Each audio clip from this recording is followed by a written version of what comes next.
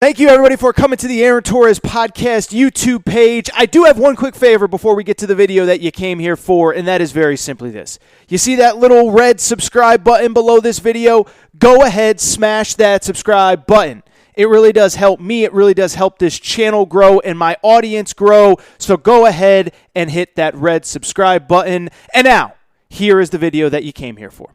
All right, let's get into what was actually a pretty big topic over the course of this weekend. And it's interesting, right? Because the College Football National Signing Day is, of course, coming up here over the next few days.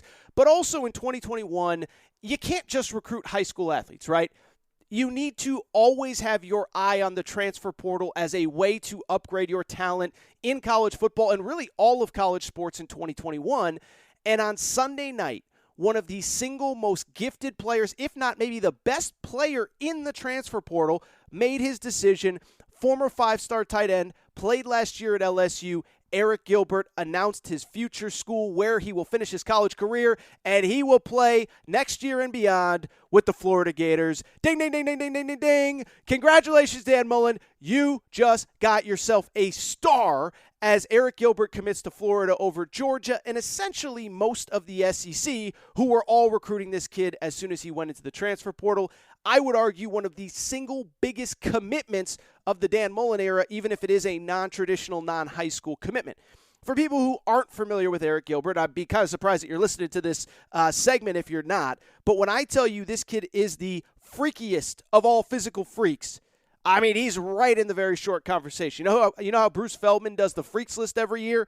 I have a feeling this kid is going to make it over the next couple years. 6'5", 250 pounds, fast, strong, athletic, good hands, can jump over safeties and corners, can run past safeties and corners on seam routes in the open field. There is nothing that you want out of a modern tight end that this kid can't do, and there is a reason, and he showed it at LSU, why he was the highest-ranked recruit ever at the tight end position in the history of 24/7 Sports database.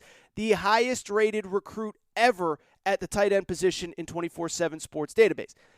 And the crazy thing is, though, even though it didn't work out at LSU, we got a glimpse of just how talented this guy is. 35 catches as a true freshman, 368 yards, 2 touchdowns for Arik Gilbert, 10.5 yards per catch, and just some monster games against some really good competition in the SEC. Arkansas, which had a good defense under Barry Odom, 5 catches, 55 yards for Arik Gilbert against the Hogs. That's 11 yards per catch in case you're not good at math. Missouri, 97 yards. Would have been 97 catches would have been good. 6 catches, 97 yards, 1 touchdown against Missouri. Spent all week game planning for him. No answer for Arik Gilbert, 97 yards receiving. And the crazy thing is, on top of averaging over 10 yards per catch, 35 catches as a true freshman in the SEC against the best defensive backs with the best defensive coordinators scheming to stop you, the crazy part was the quarterback situation at LSU was bananas, right? Miles Brennan starts the year. I actually thought he looked pretty good early. If he continues this season, I think LSU is a little bit better than 5-5. But Miles Brennan goes down, and then it's just quarterback roulette at LSU for the rest of the season.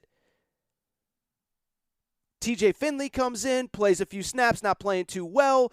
Max Johnson, comes in, plays a few snaps, back and forth, but he did not have any consistency at quarterback. So now you go to Florida, where you have an offensive-minded head coach who has made a career out of getting the most out of quarterbacks, and oh, by the way, getting the most out of his skill position players.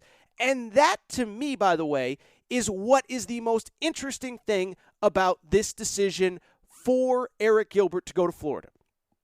We don't need to imagine what Arik Gilbert could potentially look like playing in a Florida Gators uniform. We already saw it.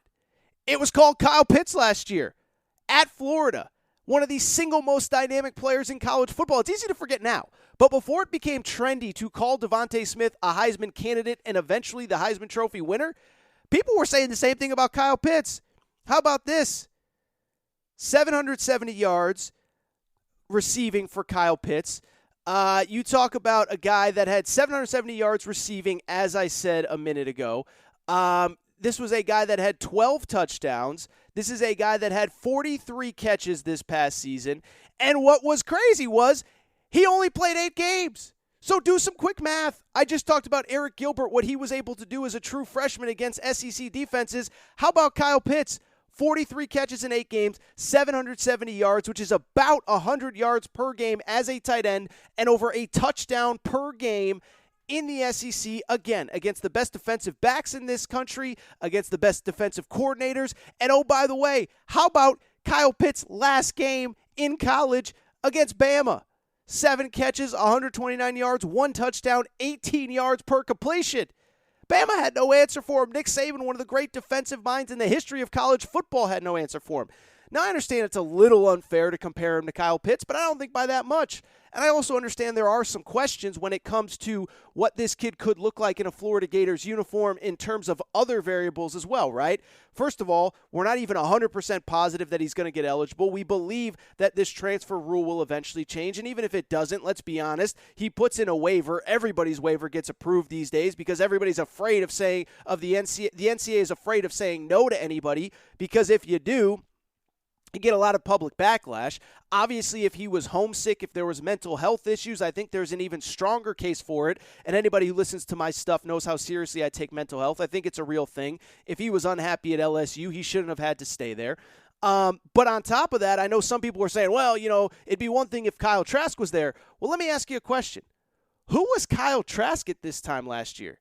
Kyle Trask was a guy who was coming off a decent half year in the 2019 season. No one envisioned what Kyle Trask was going to be able to do this year back in February, March, April, May of last year, right? Nobody was talking about Kyle Trask as a Heisman candidate at this time last year. Instead, he throws for over 4,000 yards, 43 touchdowns, 8 interceptions. I'm not saying that Emory Jones is going to do that next year, assuming that Emory Jones wins that quarterback position. But what I am saying is, again, you got a pretty good offensive mind in Dan Mullen, calling the plays, leading this offense, and doing what Dan Mullen does. So this idea that because you don't have Kyle Trask, that Arik Gilbert won't have success, that's preposterous. This is what Dan Mullen has made his career of, figuring out a way to get the most out of quarterbacks, and I have no doubt that he does it for Emory Jones. And oh, by the way, Emory Jones now has some more weapons to work with. Because I think the important thing is that in addition to the fact that Arik Gilbert committed over the last couple weeks, Dan Mullen was aggressive in the portal, also signed DeMarcus Bowman, a former 5-star running back who spent last year at Clemson. You have other talented pieces around you, and Jacob Copeland, other guys like that who are returning.